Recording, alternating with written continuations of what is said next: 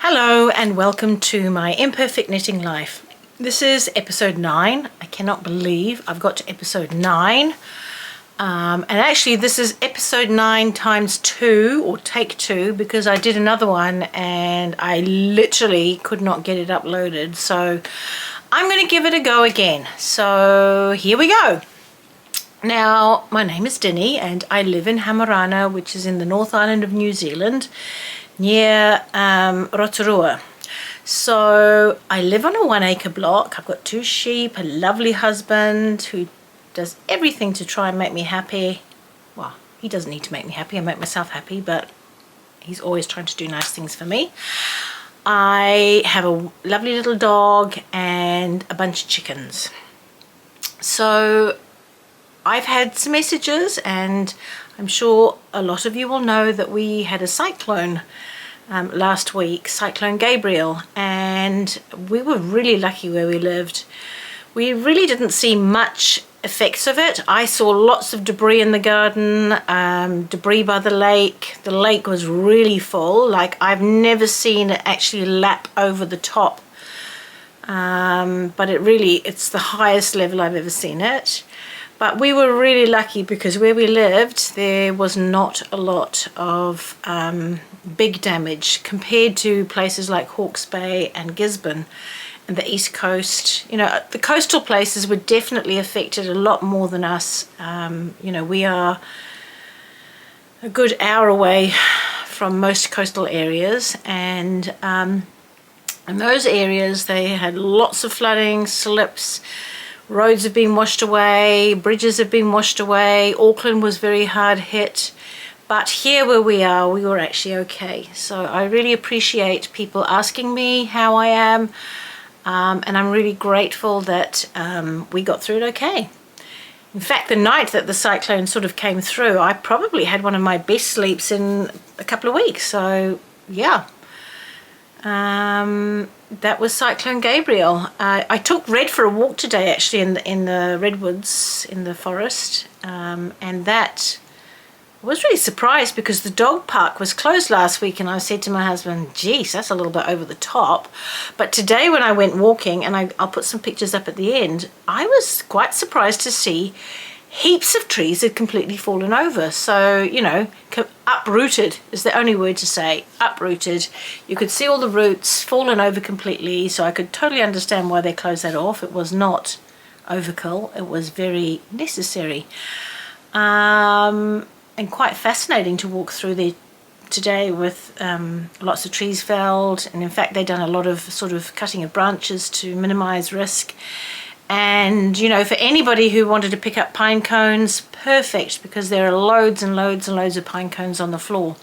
So I actually can't put pine cones in my new fire, so I didn't pick any up this time. But anyway, I digress as per usual. So we got through Cyclone Gabriel really well, and then I got a message from my sister-in-law in Australia asking me how we fared with the earthquake. Well, the earthquake was in Wellington, which is about a 7-hour drive from here, but didn't even have any idea that the earthquake had happened because I am not a news watcher. And I'm not a news watcher because I've lived in places where watching the news is very, very depressing. And so I just literally just try and live my life day to day without worrying too much about what's happening out there. I'd rather focus on things that keep me calm. I just don't want to feel anxious about things that I don't have control over. Anyway, I haven't even got onto my knitting yet, but I've got news about the mill and where I'm at, which is really exciting. But I'm going to, because this is supposedly a knitting podcast, start off with my knitting. So here we go. I have a finished object. My finished object is Laura's Mini Magnolia. Look at that. Can you see that? Oh, is it yep. Can you see that? It's beautiful. Anyway, I actually on take 1 had talked a little bit about this, and I will, but I'd given it to her mama to give to her, and I had to go meet her today and get it back because I had to redo this whole podcast, which I'm not very impressed about because I'm just one of those people, when it's done, it's done. Have another little look. Look, so nice. So I've knitted this Magnolia Mini. You know I'm crazy about my magnolias. Are most people like that? They have sort of a pattern that they love and they just keep doing over and over. I hope I'm not the only one. But anyway, I'll tell you a little bit about the Magnolia Mini. First I'm going to have a drink because it is like 27 degrees I think today, and I've got a feverfew. Why is that not focusing? That's it.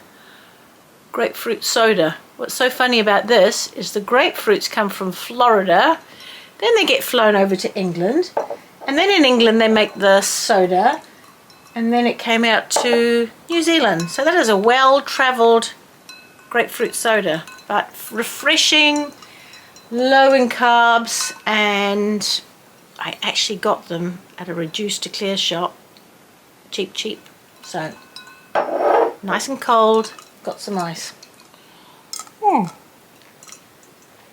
Couldn't have a hot drink now, it's really too hot. Alright, so the Magnolia is knitted from the top down. There's a twisted rib at the neck, and then you do some increases in the yoke, divide for the sleeves, do the body, go down, do the Magnolia lace pattern. There's little nups in there, and I'm going to show you the nups later. And then you see how beautifully it goes into a twisted rib hem. And you know, this is actually a sport weight. It actually took me 2 weeks because it's knitted on a 4mm needle and it took a little bit of time, but I did stash bust with totally forgotten the wool again. I've used it before. I will list it below. In fact, I'll probably put a little something on the screen to remind you what it is. Actually, there's a ball over here. Hang on. It is Outlaw yarn, and it's a mixture of 45% Polworth, 45% alpaca, 10% possum. So possum is a pest in New Zealand, but it's very light and it gives a nice luxury feel to the yarn. So that's what I knitted it in, a sport weight. And I have enough of the double knit or the 8-ply to make one for her sister Ella. So I'm going to do that because her mum would quite like it, I think, if they had little matchy tops. I'll have to do the same for Claire Marie and her little one. Anyway, so I'll put the bits about the Magnolia Mini down below, information, and there's the Mini is 0 to 4 years. They give you all of the years, I think up to 12 years. And then of course I've bought the Magnolia. There's a variety of Magnolia adult ones you can get, but it's sort of matchy. So we'll see what happens there. I do have one work in progress. So you remember I was talking about last time, I was talking about the alpaca that I'd hand spun from Freddie's koro, and from that I dyed it with avocado pips. I have actually got a whip of something I'm making for Freddie, but I've realized that the dye is taken up very differently. So either I've knit it or dyed it in 2 lots, or it's just taken up differently, and that's just something you have to accept when you are doing dyeing or natural dyeing or non-commercial dyeing. So this is it. I've got a feeling it's going to be too short for her, so Freddie's coming over tomorrow, and I've done so much of this that I feel like it'll be finished. Well, it'll definitely be finished by tomorrow, so I'll try it on her and then I will see how it fits, and if I need to I will undo the bottom. So this is actually a there's a woman called, oh, who is she? Hang on a second.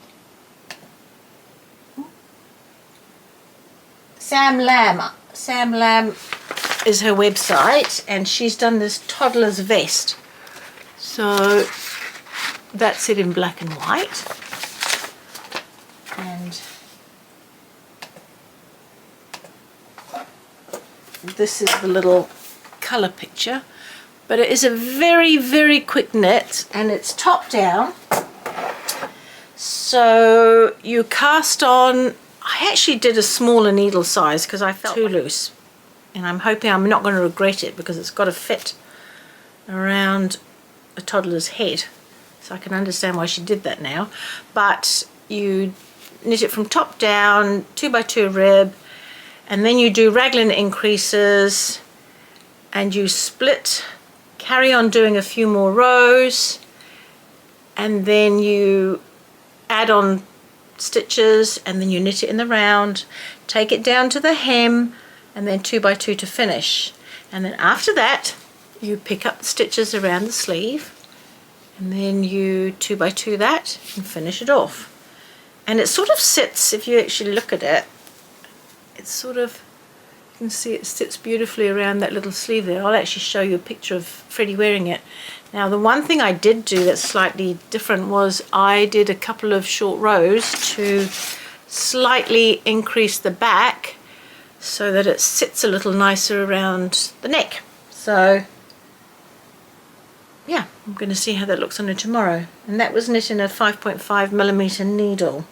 And I literally started that, it's been 2 evening stints of knitting. My husband and I have been, he calls it binge watching. He clearly doesn't know what binge watching is because we've been watching Shetland over about a week. And that's 2 series, whereas for me, if I was binge watching, I would literally, this is my thing in the winter, binge watching. I would start in the morning and watch it, knit watching, little hibernation mode, don't even get up except to make a cup of tea, go to the loo, blah, blah, blah. But he thought he was binge watching. And that's really because he's so active that the only time he does any TV watching is sort of bedtime. But anyway, so that's my whip and my one finished object. And quite frankly, it's hot. So I haven't really felt like sitting down knitting too much, but I can feel there's a change in the seasons coming. There are little signs that there are changes in the season coming, and well, several signs. So the first is that actually it's darker, sunrise is later in the morning. I have a passion fruit vine and some of them are starting to ripen and fall off, so that's a good sign that we're getting through summer. And at the end of my driveway by the road there are black eye Susans, and they only come out end of summer, and they're just starting, they've popped up, and I've got like 3 or 4 of them flowering at the moment, so they're really good signs that it's getting towards the end of summer. Having said that, we haven't had much of a summer, and I had a little bit of a chuckle to myself occasionally because I put my big massive 35,000 litre water tank in because I thought we were going to have a drought, but of course we've had a very wet summer. So wet that it's actually been overflowing out of the tank, and yeah, it's full up. Even worse is the fact that I haven't got it plumbed in to go anywhere yet, but I will, so I'm still future-proofing. That's all that matters. Anyway, so I've got a little list. Hang on a seckie. Dropped on the floor when I was showing you something, talking about something, and that was the next thing is the mill. So you know, last time I actually managed to get the pin drafter working, and it's working fine. My biggest problem at the moment, and I need to sort it out, is humidity. It's very dry at the moment. Well, obviously when it was raining the humidity is so much better, but it's really dry at the moment, and I've got to get the humidity levels up, or I've got to get some anti-static bars. And I thought, oh, I'd seen on the mill owners page that people got these anti-static bars, because when you're actually putting the fleece through the machinery, it creates a lot of static, and that affects how the fleece comes out. And what came with the machinery was a big humidifier, a big, what they call a swamp cooler. It's huge. It's like a cubic meter size thing, and it was like stuck into the wall. Well, actually it's stuck into the garage door, and then you attach a water pipe to that, and it's got a fan, and then it sort of blows water over something and then humidifies the air in the shed. So I haven't actually had that connected up yet, but I think I'm going to have to do that because my lovely brother-in-law and sister-in-law bought me an internal humidifier, but in the summer it literally barely makes much difference at all. So I haven't been able to get down in the mill for days because the humidity level is too low. It's like 40%, 45%, even with the humidifier going. Sorry. Oh. And so I'd seen that like Junction Fibre Mill used anti-static bars, so I contacted somebody here thinking, oh, I'll just get 2 little anti-static bars. One's 40 centimeters, the other one's about 1 meter. $3,500. I was like, I cannot afford that right now, especially when I saw some on AliExpress for like $70. I mean, I know it's not going to be the same, but I couldn't believe that that's kind of the price of 2 little bars, and then I probably still need one for the spinner. But anyway, if I can just get through the summer, the winter will probably be humidity-wise fine, and if I can make a little bit of money before next summer and get it sorted out, then that'll be wonderful. And in fact, I'm going to America in April. I don't even think I've mentioned this, but my son lives in California, and I haven't seen him for over a year, and I just decided that I would go and visit. And I'm going to stay with him for a month, and while I'm there, I'm going to go nuts at the thrift shops. I'm looking forward to that. In fact, our focus is going to be, when we go different places, finding the best thrift shops. He's told me all about them, so I want to really have a good look. And the next thing will be crafty stuff. He lives in North California, so the Yosemites, I really hope I'm saying this properly, the Yosemites is not too far away, and so we thought we would go and do a trip in there and spend a few days in there. And then there's also a train apparently that goes along the coast of California, and we thought we would do that as well. And then we were kind of thinking maybe Grand Canyon, but I feel like I could almost leave that for another trip, because if he's going to be there all the time, I mean, he's been living in the States on and off, I think it's at least 5 years, but probably maybe even 7 years. I will be going back again, and I'd rather spend that time with him, see where he lives, see where he works, meet his friends, check out all the local places, because I mean, obviously America is humongous, and then maybe next time we could decide to go in a totally different area and explore somewhere else. Am I like water beetling again? I think I am. But anyway, I'm going to be going to America. When I'm in America, I will look at some things there as well. I'm taking some parts of my pin drafter, and I want to get them repinned while I'm over there, and then bring them back with me. So yeah, got a few things to do, and just really excited, really excited to see Patrick again, because it's so long since I've seen him, and I'm looking forward to getting a Patrick hug. He's quite famous for his Patrick hugs. Yeah, so that's in 30 something days that I go, so let's see. The other thing is looking at crafty places. So the closest mill that I've seen to his place is the Mendocino wool mill, which I don't think is tiny, but I might still see if we can go and have a look.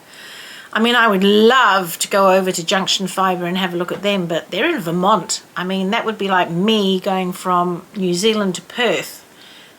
It's a long way. It's almost like going to Europe. So I don't really know that that's going to happen this time. And I don't even know if they're ready to see me. So I just will play it by ear when I get there. Let me get back to my list, because I'm trying to keep my water beetle brain focused, and also because I've done it before, I can't even remember what I talked about last time and what I still want to talk about.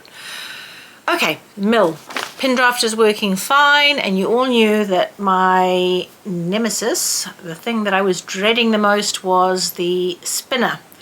So I set about putting all the bits back on the spinner, and then I realized I really didn't even know what to do with the settings or anything like that.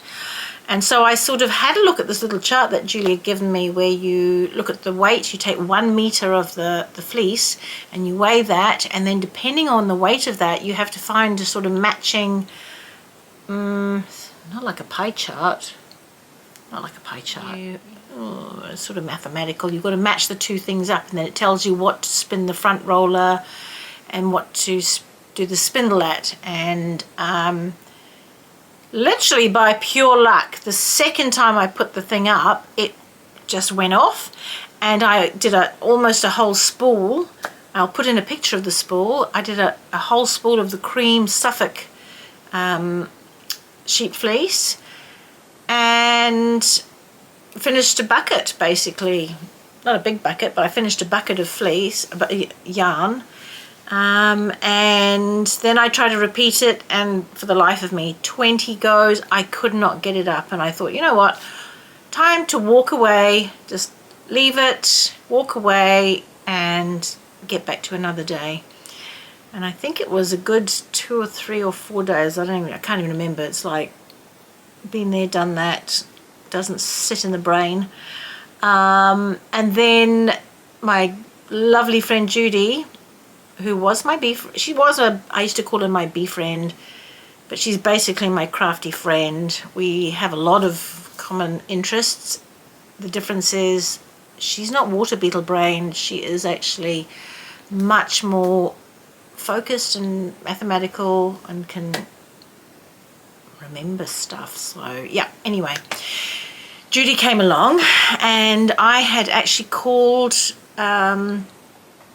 Julie, and she explained to us how to set the machine up, and we did that, and we spun off 2 full reels of yarn, fleece into yarn, well, 1 ply, and then from the 1 ply yarns we actually plied it up, and I'm going to show you what we made. There's going to be pictures at the end because they end up being 500 grams. So I think 500 grams is more than a pound of yarn. But look at this. So proud of it. So very, very wow. Well, today I have to totally admit that I have reached that stage of life that I am technically challenged, because I bought a new camera to do vlogs, and I literally, and this is why I'm on ×2, cannot get anything transferred from the stupid phone to my laptop. And now it was full up and cut me off, so I can't even remember where I was at. I'm going to try and remember, so I might repeat a little bit, and then I'm going to go to my 11-year-old granddaughter, who apparently knows what's what about doing iMovie, because I was doing InShot, really happy, had my little phone, but some people complained about the audio, so I thought, okay, just suck it up, buy a decent camera. It's actually just an entry level and cost me an arm and a leg. Buy a decent camera because you may want to take pictures of product. And so I did that, and this is where I'm at. Literally, I could smash the phone, smash the computer. I have spent 3 days, ask Roger, frustrated to the can't even say the words that have come out of my mouth. And here I am in the middle of my video, and it cut me off because I had apparently no memory. Well, I can't disagree with that. I'm 61, and sometimes I think my memory is like whoop, whoop, gone. So I'm going to go back to the yarn. I got the yarn. Judy and I got yarn. Look at it. It's beautiful. I'm very, very proud of it. And so I put some in a, what is that thing? I made a cake. Is that what it's called? A cake. I have to look at all the modern words because of course everything's changed. A cake. And then I decided, I had a little bit that I did in my first bit, and I did a little sample knitting. And I'm very, very happy with that. So look at this little thing, a nup. We should just call it a nipple. When you're a midwife, you look at that and you go, ooh, a nipple. Perfect. Perfect nipple for breastfeeding. But anyway, it's a nup. And if you look at little Laura's top, the nup doesn't show that well. But look at my nup on this wool. It's fabulous. Love it. Does cables really nicely. It's a rustic yarn, and I'm very happy with that. So there's two things I wanted to say about that. I'm not very organized, but I'm going to find it for you because it's right here in the room. I know it. So if you look at my Nutiden, I love my Nutiden, and you look at that next to that, look, it's not unspun yarn, but it's pretty rustic, really nice. And I actually pulled this blue one out because when I spun this up, I mixed white yarn that I dyed blue with a sort of grey, darkish lamb's wool, and this is what came out. And I want to show you a little bit. It's here because I did get it. Wait, hang on a seckie. Where is it? I wish I was a little bit more organised at times. I might actually have to flag that because... Is it here? There. Nope. Nope, nope, nope. I'll put a picture at the end. I'll have to do it that way, picture at the end. But when you actually look at the fleece before I dyed it, you could actually see a lot of blue. But once I'd sort of spun it up, you can't actually see the blue very much. A little bit. I said to Judy, just looks like grey. And she said, oh no, it's steely grey. It kind of looks blue. And that's what we got. I'm so, so happy with that. So 500 grams, I'm sure I can make something. And I'm thinking I'm going to make something by Albiona McLaughlin.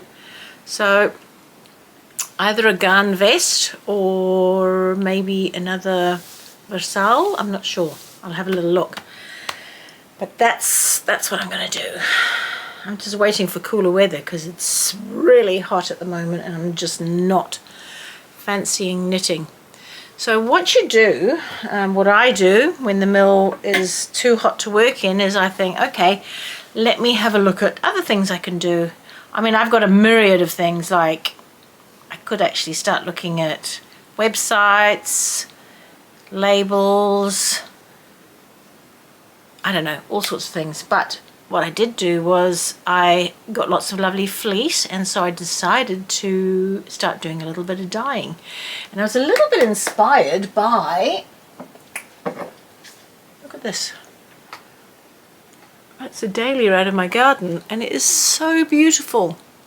So I know that this is like quite muted, but a lot of inspiration for colours, especially when you look at Shetland yarn and colour, you know, like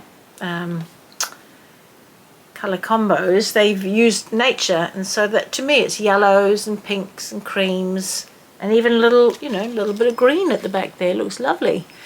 And so I did a bit of dyeing, and what I came up with was a few colours. So here they are. I'm going to get them out and show you.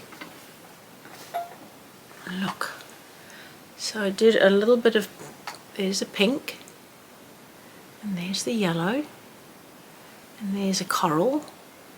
This is called alfalfa. Didn't come out at all like it does when I have actually made, you know, I've got yarn and then I dip dye it or whatever. And this is a blue, it's called Heath. And when I made this yarn, the steely blue, I actually used Heath. Actually, was it Heath? No, it was Salt Marsh. Sorry, Salt Marsh. Heath is a pink. And I mixed it with the grey, and quite frankly, I probably would next time mix way less of the naturally coloured fleece, so that I could increase a little bit of the dyes that I've put in, and see what they come out. So I'm really still just experimenting, and as soon as the weather turns such a way that I can do some more stuff through the mill, I'll do that. But I had a lot of fun investing in some dyes. So I think I've mentioned it before. I use landscape dyes, and I've bought them from a company, well, this is actually made in Australia, and it's suitable for wool or silk, and I think I bought it from Breno alpacas in New Zealand. And I've tried to get a little range of colours, because I kind of quite like doing that sort of heathered look, which is a combination of colours that ends up in something else. So, you know, if you think I had the cream, the blue, the grey, and then it ended up with this, you know, I'm going to have a go at doing some much lighter colours. If I did a little bit of yellow, bit of pink and cream, you know, this is the avocado dyed stuff that I had for Freddie, but maybe I could come up with something that looks as gorgeous. Well, it's never going to look as gorgeous as the dahlia, but kind of inspired, I suppose, by this dahlia. Dahlia, tomato, I don't even know how you would say it, but I'm saying dahlia. Yeah, so that's it. We actually have gone all the way from the very beginning all the way to the very end, apart from completely knitting a garment, and I can't wait to show you the first garment that I make with that. Literally as we were spinning, Judy got a message from somebody asking whether or not I would be prepared to have a little stall at our local Rotorua Fibre Festival. They have a day, open day, and none of the bigger or more known carding companies wanted to come, and I think it's because it's literally like a week before the Wool Fest, which is literally our national good-sized place where you can get fleece and fibre and buy some scrummy things. And that's in May, and I said I'd do it. So now I'm just actually a little bit nervous, a little bit anxious about producing some stuff for that. Watch the space.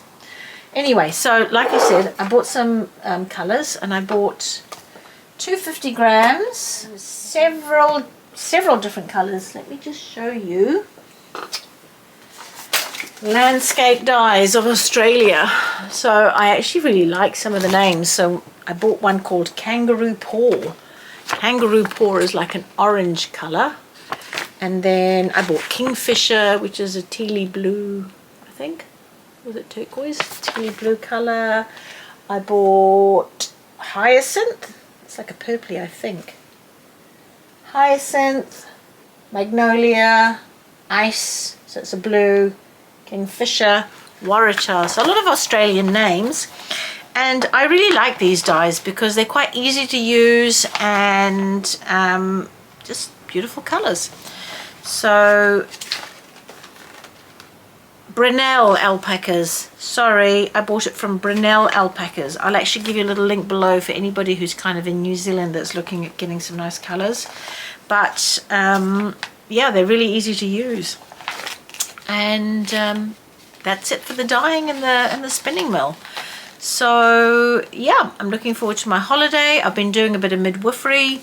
This morning was actually quite sweet. I've got 4 postnatal clients at the moment, and I went to see one today and do a little 1 week top to toe check of a baby, and I had an Indian curry for breakfast with like a little, I don't know, it was a little pancakey thing, and that was really delicious. So I ate that and went along my way and took my dog Red for a walk in the redwoods. And like I say, there were heaps of trees down, had a lovely coffee afterwards, and then we went over to the mount. I went over actually to pick up a boundary wire thing for Red because she's getting really adventurous. I mean, she goes nuts when she sees the rabbits and she wants to go out and chase them, but she's now discovered that actually there's free stuff on the road. And a couple of times I've heard cars tooting because clearly she's got out underneath the fence and got onto the road. So now I want to put up one of those wires. I actually feel like quite cruel doing that, but sometimes you have to be cruel to be kind, because I would absolutely be devastated if she, well, if something happened to her. She's just so super special to us. I'm looking over there now at this, hang on, when I was talking about, you know, when you look at the colours of nature. So remember that kid silk mohair I got, and you just look at, you know, those colours that end up matching in, and I'm going to make something with that. Have not worked out what I'm going to make with that, because I'm not going to make a magnolia. I'm going to do something else for myself, but I'm going to do something with that. You never know, I might actually be able to dye something of my own. So one of the colours I've got here is called Magnolia, and that is, look, Magnolia. Where are you, Magnolia? Nothing is straightforward, especially when you're on. No, I haven't got a clue. Can't see it. Wish it was in like alphabetic order. Nope, it's not there. Never mind. Going to do something to go with that, and maybe it'll end up being my own yarn. I really was very inspired by the fact that I don't have to have an unspun yarn to get something that looks similar to the Nutiden yarn, because I really found it a little tricky working with it, and I know some people just love it. They just really, really, really enjoy using an unspun yarn.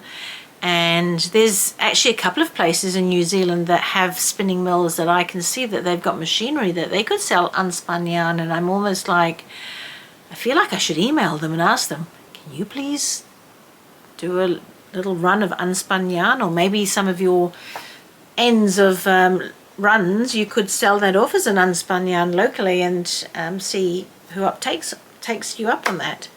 But you can get a really nice rustic yarn without having to have it unspun. And I'm gonna, when I knit it up, obviously this is a Swedish sheep. I have Gotland sheep.